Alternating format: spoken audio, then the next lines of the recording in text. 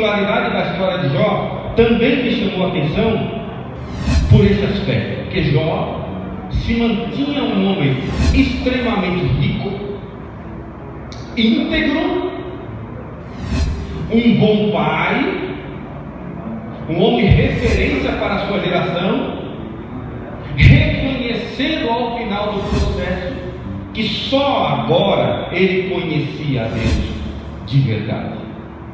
Era a herança de ensinamentos e de conhecimentos que ele foi passando durante a vida. Recomendo aqui aos irmãos e aos pais uma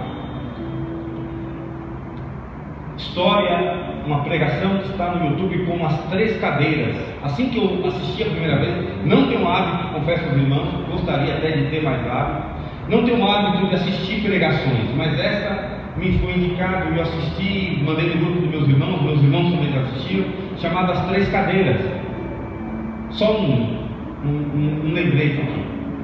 As 3 cadeiras para representar realmente as gerações que vêm a partir de nós. E as 3 cadeiras representam muito isso.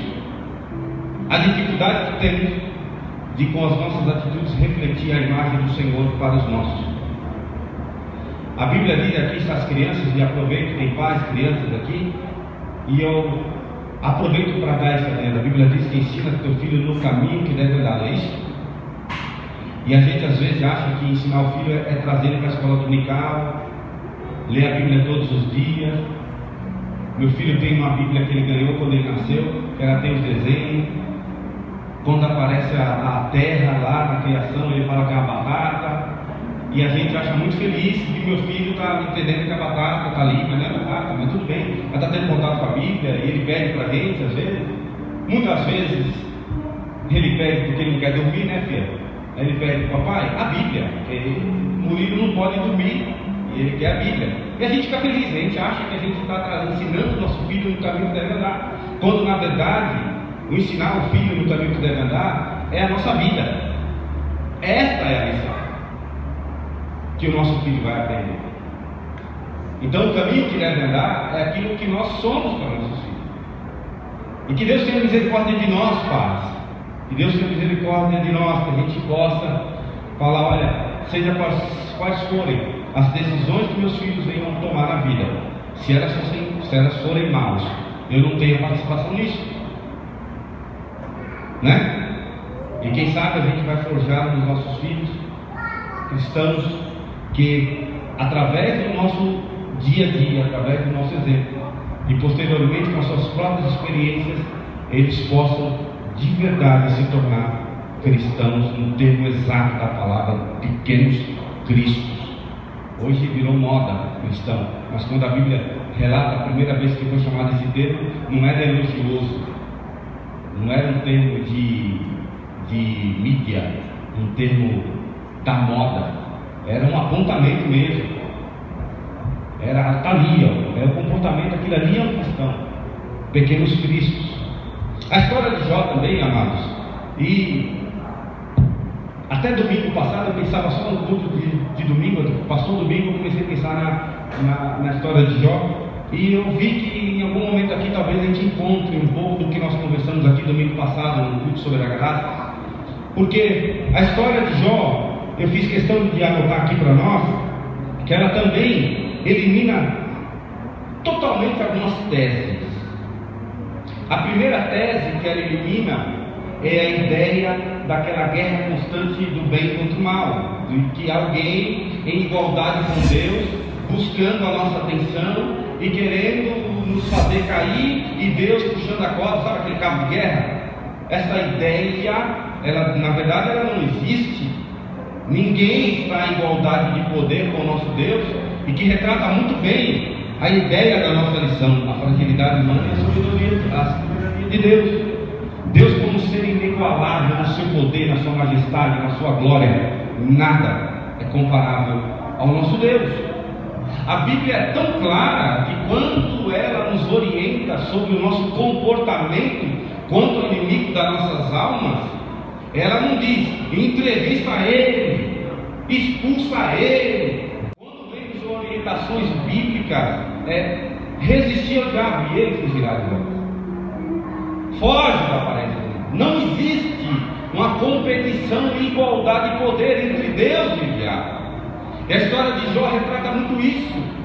Jó é permitido por Deus ser tocado nas suas áreas vitais da vida, mas até o limite que Deus determinou. O poder, amados, a glória, o domínio, a soberania esteve e estará sempre nas mãos do Senhor. Olha, queridos, nada foge. Nós vamos chegar lá na conclusão, mas eu já adianto, quando já disse, pensei que tudo pode, e nenhum dos teus pensamentos podem ser impedidos. Temos Cristo ao nosso lado. Agora, queridos, a história de Jó, ela mostra uma situação de alguém que passa por uma prova, passa por uma experiência extraordinária, difícil, sem ter ideia do porquê, diferente, né, professor Edson, de outros personagens da Bíblia, que as suas atitudes e o seu lado ao lado de Cristo provocou perseguições, iras. Jó não. Jó era um homem para a sua geração exemplo. Mas Jó ele é pego, irmãos amados, nos 5 aspectos da sua vida: econômico, os seus filhos, a sua doença, a sua esposa e os seus amigos. Jó perde a tranquilidade da sua vida para um momento de total abandono e sem saber o que estava ali acontecendo. Afinal de contas, só repassando rapidamente a história, a Bíblia diz que Jó estava tranquilo, o mais rico do Oriente, seus filhos, 10 filhos, vivendo uma total e extraordinária tranquilidade, até o dia que o sem vergonha vai à presença de Deus junto com os anjos que vão se apresentar diante de Deus, e vai e coloca Jó nessa situação, quando Deus testemunha a respeito da vida de Jó. Mas Jó, queridos, perde tudo, e nós vamos passar rapidamente sobre essas situações da vida de Jó, mas já me cabe aqui uma reflexão. A singularidade da história de Jó, ela também se dá pelo aspecto, e eu fiz uma questão de anotar aqui: estamos vivendo um momento de uma sociedade extremamente melindrosa. Nós somos melindrosos, muitas vezes somos crentes melindrosos. Não queremos, não admitimos e não permitimos, em hipótese alguma, ser apontado algum erro nosso. Afinal de contas, quem é que fala isso de mim? Perdão a expressão aqui, eu escrevi, uma sociedade do mimimi, né? A gente reclama de tudo. É inconcebível imaginar passar por 10% ou 1% de um item dos 5 aspectos que abateram a vida de Jó. A gente não passa por isso. Eu brincava com os irmãos na escola sobre esse assunto, quando eu falava que a gente é dessa geração, que se tiver uma unha encravada, a gente já está perguntando para Deus por quê. Tanta gente, só eu que tenho unha encravada. A gente é uma geração, irmãos, que se não é a graça do Senhor, queridos, o que seria de nós?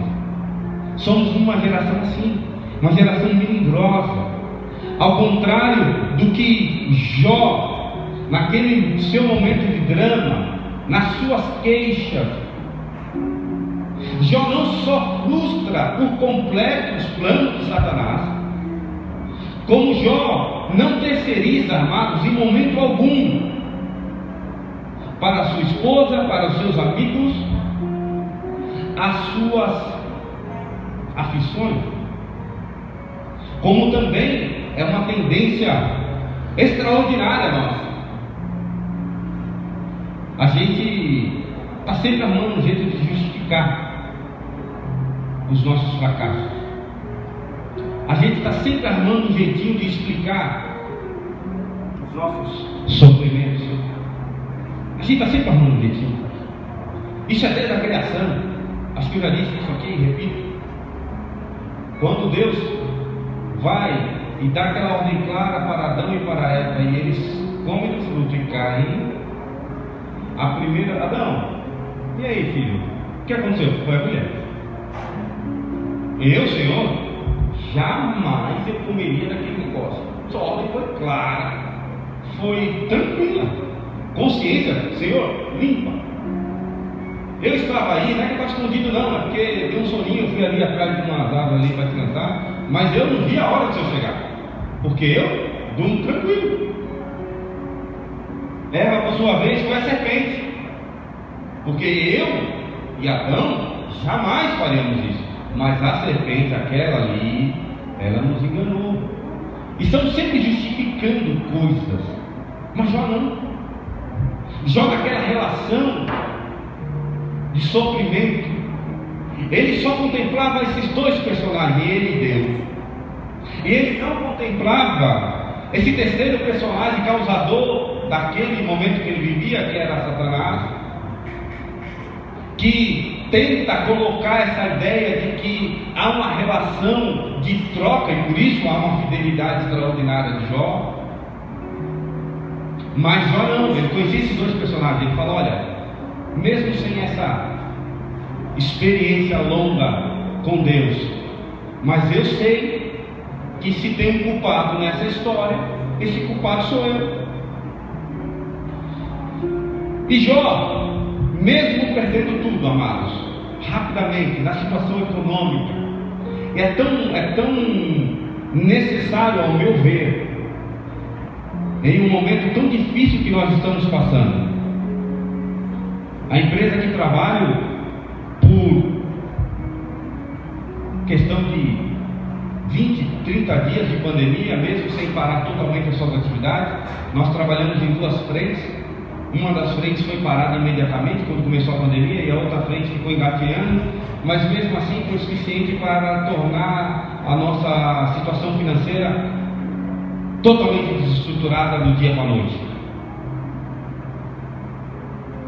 E a gente se viu numa situação bastante complicada. Eu particularmente trabalho nessa empresa há 10 anos e me orgulho dessa empresa ser extremamente honesta com o seu trato com os seus funcionários. Porém, uma bala, uma pandemia, 15 dias iniciais, que é uma cena não sai da minha cabeça. Quando eu entrei no escritório, falei com a secretária, falei assim: mas o que é isso aí? Ela tinha um calhamaço assim de folha, de sulfite, e eu olhei aquilo e falei assim: mas o que é isso aí? Ela falou: cada item desse é um cliente nosso que não pagou, porque o Brasil inteiro parou. Uma das nossas frentes atende o Brasil inteiro e pararam de pagar imediatamente. Um caos econômico em uma empresa pequena causou quase que seu fim. E a gente vê, e a gente viu notícias de mais de 1 milhão de empresas, e em uma pandemia se ficaram atividades econômicas que ainda não voltaram. Isso nos atingiu como sociedade de uma forma extraordinária. E o abalo econômico, ele traz consequências por si só, consequências às vezes intermináveis. Porque a vida nossa, queridos, a gente procura manter ela equilibrada entre as nossas finanças, entre a nossa harmonia, mas quando um dos pilares eles são abalados, a tendência é que isso reflita como aquele jogo de dominó que sai caindo peça por peça. Um aspecto. É a hora que a gente tem dificuldade de lidar, que quando a gente vê os boletos chegam e a gente vai lá no código de barra e clique, vai tudo bem. E quantas pessoas sem Cristo se mataram, quantas pessoas por uma bala econômica. Eu não lembro o nome, mas já quero colocar para os irmãos. esse pedido de oração. A Rosinha, que trabalha aqui, que mora aqui, que trabalha comigo, ela me contou de uma jovem casada, levando a sua vida, financiou um apartamento e pagando e vivendo e tudo bem. Quando começou a pandemia, ela perdeu o emprego e começou a ter dificuldade de lidar com esse abalo financeiro na sua casa. E o seu marido, por sua vez, disse para ela: olha, a nossa vida estava muito bem lá na casa da minha mãe. Para ele, né? Provavelmente estava muito bem lá na casa da minha mãe. Quem inventou de comprar esse imóvel, Sidão, ele disse: foi você. Portanto, o problema é seu. Eu não tenho nada a ver com isso. E essa moça enfiou na cabeça, está vivendo esse momento, que ela precisa se matar. Ela colocou isso na cabeça. Vigiada 24 horas por dia pela sua família, porque um momento que deixaram ela só, ela cortou os pulsos. Uma filha, não lembro agora, de 4 anos. Nem isso é capaz de fazer ela refletir sobre a vida. Um abalo financeiro. E hoje vive debaixo da oração de muitos que esse assunto tem chego, e vive essa situação terrível. Um abalo financeiro. A gente que é pai hoje eu sei que é amor de pai, e a gente é capaz de fazer tanta coisa, né, pelo nosso filho. A gente é capaz de se reinventar, a gente é capaz de lutar, né, porque tem aquele serzinho ali que para nós é uma, né, mas nem isso está sendo suficiente na vida dessa jovem. Em algum momento da vida, embora eu vi a foto, mas eu não lembro, em algum momento da vida ela chegou a frequentar o Magdalena aqui. Então eu espero que esteja superando essa fase. Um abalo econômico, uma pandemia, uma irresponsabilidade, ao meu ver, de muitos, com decisões terríveis. Fecha-se tudo, tranca-se tudo, e as pessoas não estão sabendo lidar. Filhos, amados, filhos, esse item eu até pulo, não dá nem para imaginar. E 10 filhos. O que se abateu sobre a vida de Jó, amados, era coisa que naturalmente poderia gerar uma tremenda revolta, e não estaria errado.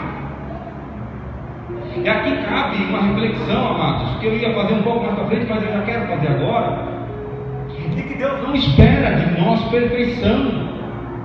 Por isso a história de Jó é singular, nos faz glorificar a Deus, nos faz repensar muitas coisas, mas essa estatura que Jó manifestou me parece inatingível para nós. Mas que isso não cause frustração maior do que o próprio problema. Frustração ao ponto de dizer: eu estou vivendo os piores dias da minha vida, mas eu preciso dizer, como aquela mulher diz: como vai teu marido? Vai tudo bem, porque a Bíblia diz que eu tenho que fazer isso. Eu tenho que viver aquelas palavras de Jó: no sair do ventre da minha mãe, não tornarei para lá. Deus me deu, Deus tomou, bendito seja o nome do Senhor. Amados, mais do que a busca por este comportamento, Deus está buscando em nós coerência. Deus está buscando em nós homens e mulheres verdadeiros. E no dia que falamos sobre isso na sala dos irmãos, surgiram comentários valiosíssimos de todos que ali participaram. E entre eles é esta necessidade, a aparência que temos de mostrar que está tudo bem quando tudo vai mal.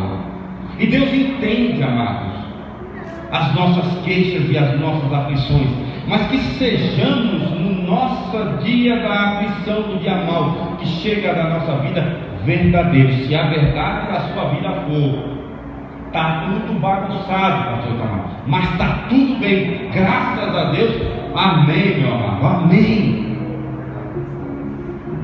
Louvado seja Deus por isso. Mas se a sua realidade e a sua verdade for: Senhor, eu não entendo o que está acontecendo, Senhor, e as coisas que cada um fala aí, Deus entende, amados. O homem segundo o coração de Deus não foi pelas suas atitudes, mas foi pela sua coerência. Porque quando a gente olha para a vida de Davi, a gente é difícil imaginar que aquele homem era segundo o coração de Deus pelas suas atitudes, mas pela sua coerência, sim. O Salmo 51 é extraordinário. Deus espera de nós, quando nós dobramos os joelhos perante Ele, sinceridade. Deus espera de nós verdade. Jó fica doente.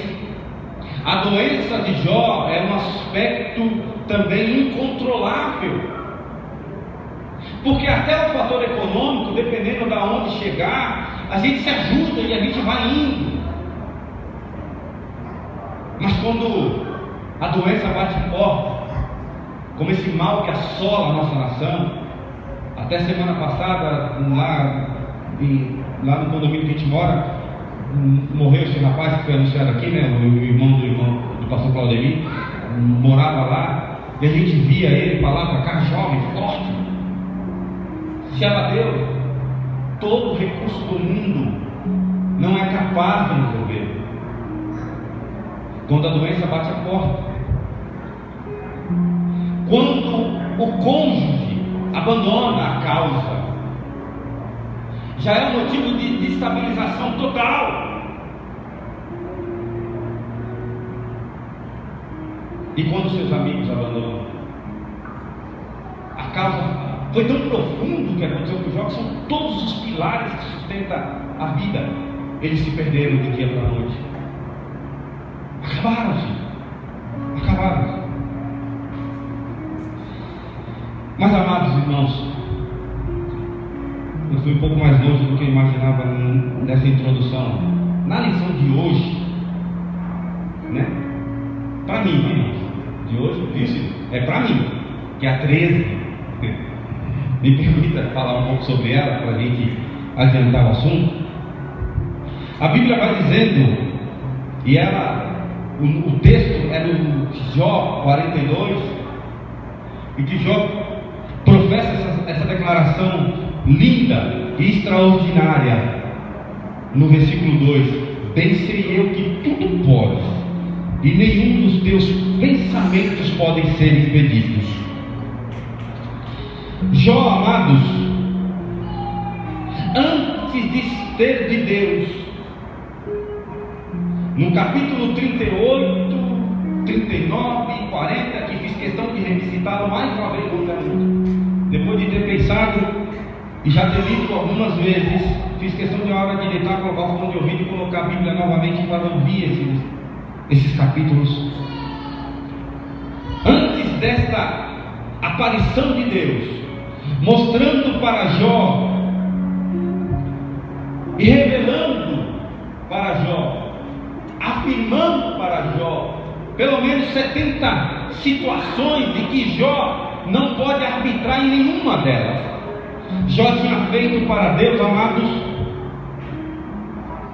16 questionamentos, 34 queixas.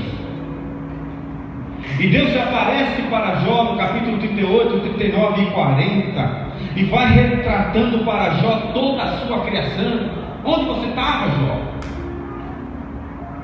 Ele vai falando sobre a criação, sobre os animais. Ele vai falando para Jó sobre o domínio sobre as feras. Jó, o que você pode fazer, Jó? Quando Jó chega a essa declaração do capítulo 42, é porque Deus se revela para Jó de uma forma extraordinária, mostrando totalmente, de forma incontestável, de forma extraordinária, a sua soberania. E Deus retrata tudo isso para Jó. E a Bíblia diz aqui na nossa lição, Jó se aparece a Deus no capítulo 42 já com uma postura diferente, uma postura de alguém que viveu as suas experiências, como eu dizia lá no começo. Amados irmãos, como disse no início da nossa explanação nessa manhã, nada como a gente vê as nossas experiências. A gente ouve testemunhos impactantes que precisam ser contados para elevar a nossa fé. Mas nada como ter as nossas experiências. Jó agora, ao final deste livro, no capítulo 42, Jó aparece um homem diferente, um homem tratado pela experiência pessoal intransferível que ele teve com Deus. E anotei aqui para nós alguns efeitos do sofrimento na nossa vida, ao ponto de Jó se alegrar tanto no Senhor e fazer essas declarações em muitas mais marcantes da Bíblia, como essa que lhe pensei que tudo pode, nenhum dos teus pensamentos podem ser impedidos. O sofrimento, a Bíblia diz em Romanos que ele traz experiência, traz esperança. O sofrimento, amado, tem um poder restaurador, tem o poder de redirecionar o nosso alvo, tem o poder de repensar a nossa vida. O sofrimento, ele tem o poder de ajudar-nos a valorizar o que passa desapercebido. Só a experiência causa isso. A bonança do dia a dia não ensina nada.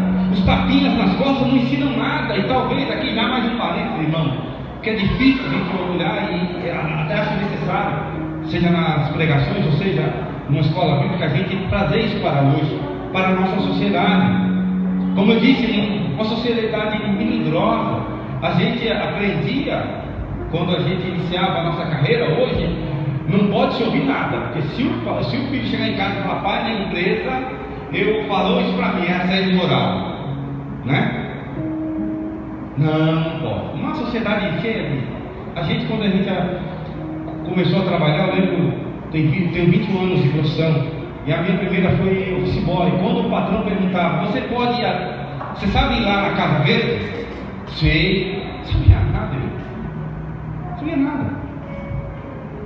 E se você, em algum momento, falasse, é difícil, porque não tinha o ex, né, irmão? Não sei nem como que é direito da vida ser o ex, né? Mas não tinha essa tecnologia. A gente tinha um bip. Cara, tô ficando velho. Bip. Tinha bip. O guia, você entrava nessa página, tinha que andar não sei quantas páginas para continuar ele, não sei o que. Né? Não é assim? A gente viveu isso. E quando você dizia para o seu patrão, dizia assim, não sei, você é burro. Mas uma geração que foi se nascendo depois, aquela de não pode trabalhar não. Não pode não. Ah não pode brigar não. Irmãos, na minha profissão, a gente tem bastante alegria de lembrar de tantas fases maravilhosas que eu passei com meu pai. Todos nós tivemos as nossas experiências com o nosso pai. O que de vez em quando em conversas ele relata não que disse para o pai, que o pai disse para ele, olha, vai lá, faz o que você tiver e qualquer coisa o pai está aqui. Mas a gente tomava as nossas decisões, a gente resolvia as coisas. Hoje na minha profissão, a gente vê, os irmãos sabem, eu trabalho com ótica, a gente vê meninos com 23, 24, 25 anos que não conseguem decidir um óculos. Que eu preciso ir lá ver, depois eu volto com a minha mãe. Uma sociedade que foi tirada dela o poder de decisão, o poder da correção. Mas o sofrimento, ele traz ensinamentos profundos. E ele ajuda-nos, queridos, a eliminar o supérfluo. A pandemia trouxe isso. A pandemia trouxe uma realidade para dentro. É verdade que uma realidade difícil para muitos que não conheciam uns aos outros. Recentemente uma cliente dizia para mim assim, eu não sabia que meus filhos comiam tanto. Porque ficou todo mundo em casa e não parava no mercado. Eu tenho dois adolescentes, era empresário, vivia muito fora, trouxe o escritório para dentro de casa e dizia, eu não sabia que comia tanto meus filhos. Foram descobertas. Mas o sofrimento, ele tem um poder restaurador. Ele tem um poder disciplinador. Ele tem um poder de uma nova visão, de experiência. No tópico 2 da lição de hoje, a lição 13, vai falar sobre onde eu gostaria de refletir um pouco mais com os irmãos. Eu tenho absoluta certeza que durante a aula, nas determinadas classes, esse assunto talvez tenha crescido em nós uma nova forma de pensar. Porque a história de Jó trouxe para nós, na relação com seus amigos, na colocação de seus amigos, trouxe para Jó um erro crucial na espiritualidade: a relação de sofrimento versus pecado. Existe um livro que, embora os amigos de Jó tinham muita convicção, porque a aparência do que eles viam, não a eles sobrava a menor dúvida: se você está passando é porque você pecou. E a restauração de Jó passa pela intercessão pelos seus amigos. Amigos esses que tomaram atitudes erradas. Há um livro de um tema extraordinário que diz assim: quando coisas ruins acontecem a pessoas boas.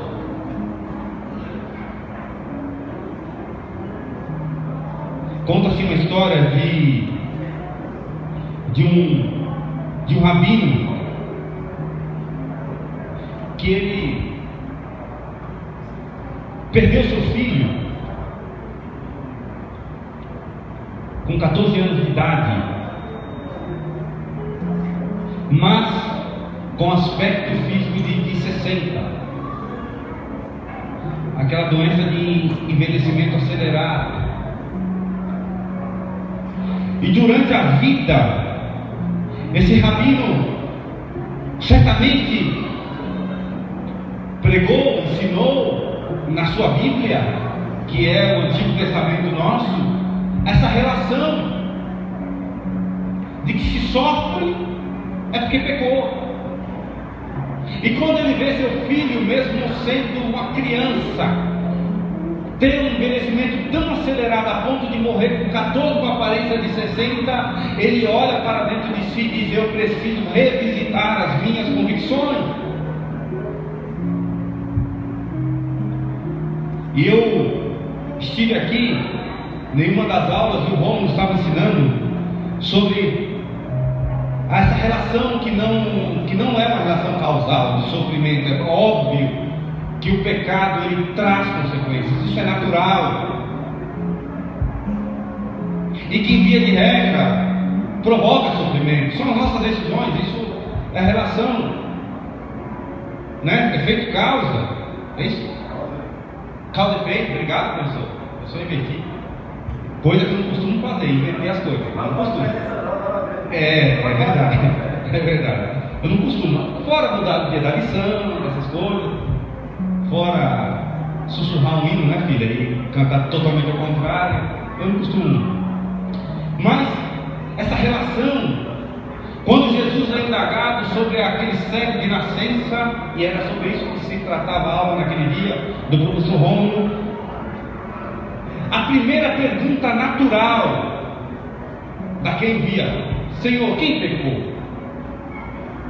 Porque certamente, se esse mal ele cometeu desde o seu nascimento, alguma coisa errada tem. A mesma relação causal feita pelos amigos de Jó, mas com um agravante dos amigos de Jó, que eles colocavam como se Deus estivesse falando. A sua relação causal ela já é extraordinariamente problemática quando só por si só é feita, e quando ela é colocada em nome de Deus, aí há um complicador bastante relevante. Mas, amados, a relação e a vida de Jó nos trouxe esse ensinamento, e aqui cabe para nós uma reflexão. Nós precisamos, amados, ser mais hospital e menos tribunal. A igreja de Cristo ela foi feita ela foi criada por Deus para ser hospital. Aqui, irmão, é lugar de gente torta mesmo. A gente cria uma ideia equivocada. A gente acha que porque entramos aqui para dentro, professor Paulo, precisamos ser perfeitos. Não, aqui é lugar de gente doente. Aqui é lugar de gente que erra. Mas aqui é o lugar onde a graça que falamos no domingo que passou se faz presente. E a graça de fato ela é a oportunidade que temos, amados, de fazer as coisas diferentes todos os dias. Todos os dias nós acordamos e temos a oportunidade de fazer diferente. Isso é graça, é possibilidade de recomeço. A igreja é lugar de gente doente, irmãos. Não é lugar de tribunal, não é lugar de sentença. Não é lugar onde nós apontamos o dedo e falamos: está vendo? Amado, a casca de banana que nosso irmão caiu, ela está na nossa frente também. Cuidado! A Bíblia já fala muito claro sobre isso. Quem está em pé, cuide para não cair. E essa relação que os amigos de Jó fizeram, ela é extremamente possível. No domingo passado aqui, falando sobre graça, nós abordamos a parábola do filho pródigo. Quando no seu reencontro com o pai, a graça e o amor foi suficiente para a restauração daquele filho, sem perguntas, sem indagações, sem exclusão, só amor, só graça. A Bíblia conta também a história do segundo filho, que estava lá todos os dias, que igualmente o primeiro tinha acesso a todas as coisas, mas que quando ele indaga o pai e fala: pai, eu estive com o senhor todos esses anos, o senhor nunca me deu um bezerro para celebrar com meus amigos. O pai responde: filho, aqui tudo é teu. Não há essa relação merecimento. Há muitos anos atrás, né? Nem tem como ser muitos anos atrás, porque a gente nem era nascido, irmão. Mas o Romulo estava dizendo aqui nessa igreja que nós seremos julgados não pelo quanto pecamos, mas pelo pouco que amamos. Esta é a relação que importa. A relação merecimento, não há nada, aí eu não lembro mais quem foi, acho que o Kim que me disse isso. Não há nada que podemos fazer para que Deus nos ame mais. Não há nada que façamos que Ele vai nos amar menos. Não é essa relação de merecimento que nós queremos construir a todo momento. Basta nos deparar com alguma situação que a gente fala: está vendo? Se está tudo bem é porque eu sou bom. Se está tudo mal é porque pecou. Amados, na nossa vida há o aspecto extraordinário chamado soberania de Deus, que muito além desse plano que conhecemos, existe uma ideia macro de Deus, que é que passamos com Ele a eternidade. Em algum momento aqui, eu já disse para os irmãos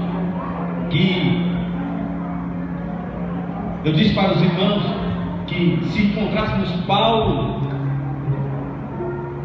lá no céu e olhássemos para o que Paulo escreveu e disse: porque essa leve e momentânea tribulação, a gente ia falar: Paulo, que leve e momentânea é essa, Paulo?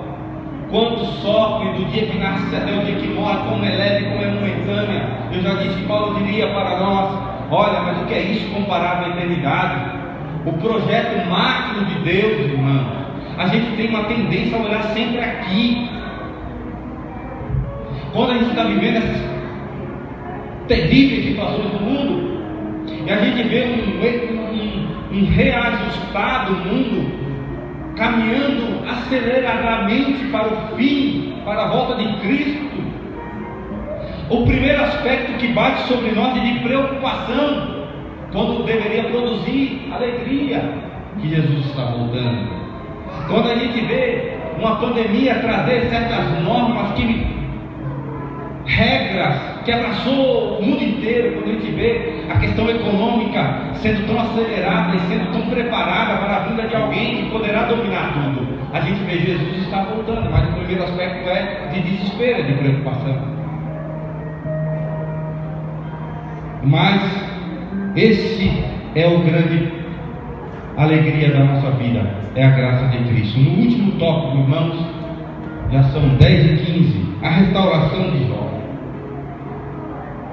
A restauração de Jó não tem relação com merecimento. Até um comentário do nosso comentarista aqui, que eu gostaria de aproveitar, que diz: não há uma teologia de retribuição no livro de Jó, onde o ímpio é sempre punido e o justo é sempre recompensado. Deus abençoa os homens porque os ama, porque estão envolvidos, e não porque estão envolvidos numa troca de favores, barganha. Deus vem restaurando a vida de Jó em todos os seus aspectos. Deus restaura a vida social de Jó. Deus restaura a sua saúde, mas também a sua possibilidade de voltar ao convívio. Afinal, na situação extraordinária e terrível que Jó viveu, quem gostaria de estar ao seu lado? A exclusão da sociedade é um algo inédito, automático, né? Tão automático. Porque Jó não era uma pessoa bem grata onde ele chegava, no seu estado de saúde tão deplorável, a ponto de sobrar apenas um caco para coçar suas feridas, e certamente feridas terríveis de estar perto. Jó restaura o seu casamento. Deus restaura o seu casamento. Deus restaura os seus amigos. A Bíblia vai nos dizer que Deus vai falar para os amigos de Jó: minha ira se acendeu contra ti e contra os teus 2 amigos. Vai lá, volta, retrata-se com Jó, retrata-se com ele, e eu vou ter misericórdia de ti. E a Bíblia diz que as amizades de Jó é restaurada. Jó é restaurado também nos seus filhos. A Bíblia diz que Deus lhe dá agora 7 homens e 3 filhas. Os 10 que se foram, Deus restitui. Deus restitui ainda a Jó mais uma longevidade de vida, mais 140 anos, a ponto de a Bíblia nos dizer que Jó viu seus filhos e os filhos dos seus filhos, as suas gerações seguintes. Jó viu. Para concluir, amados irmãos, louvamos a Deus, porque Paulo disse que Deus tem um plano sobre nós, e os planos de Deus, ele é bom, ele é perfeito e agradável. A nossa postura diante de Deus, mais uma vez, ela nunca pode se apresentar como de merecimento, mas de servo que o ama e que confia nos seus planos extraordinários para si. O salmista diz que o Deus que nós servimos, em Salmo 113, 5 e 9 ao 9, diz: quem é como nosso Deus que habita nas alturas, que se curva para ver o que está no céu e na terra, que do pó levanta o pequeno e do monturo ergue o necessitado, que faz com que a mulher estéril habite em família, sendo ela alegre mãe de filhos. Esse é o Deus que nós servimos, que se curva para ver o que está no céu. Tamanha é o seu poder, tamanha é a sua presença.